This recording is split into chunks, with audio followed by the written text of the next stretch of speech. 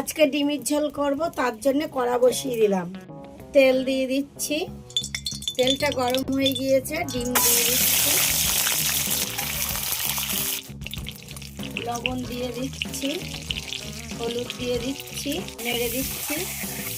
ডিম ভাজা হয়ে গিয়েছে, এবার তুলে নেব। ওই কড়াইতে আবার আলুটা ভাজা করে নেব। একটু লবণ দিয়ে দেবো, হলুদ দিয়ে দেবো, ভাজা করে।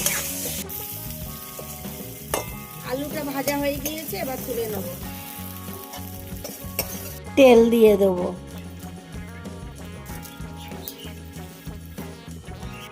তেল গরম হয়ে গিয়েছে, সাদা জিরে ফোড়ন দিয়ে দেবো। পেঁয়াজ, রসুন, আদা, কাঁচা লঙ্কা বাটা দিয়ে দিলাম। এই মশলার মধ্যে একটু কাশ্মীরি লঙ্কা গুঁড়ো দিচ্ছি, লবণ দিয়ে দিচ্ছি, হলুদ দিচ্ছি। এবার নাড়বো। অল্প একটু চিনি দিয়ে দিচ্ছি কালার হওয়ার জন্য। মশলা কষানো হয়ে গিয়েছে, এবার আলু আর ডিমটা দিয়ে দেবো। একটু নেড়ে চেড়ে এবার জল দিয়ে দেবো।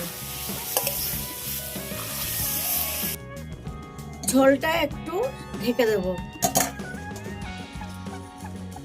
ঢাকনাটা নামিয়ে দেখবো, আলুটা সিদ্ধ হয়ে গিয়েছে, ঝোলটা হয়ে গিয়েছে। এবার গরম মশলাটা দিয়ে দেবো,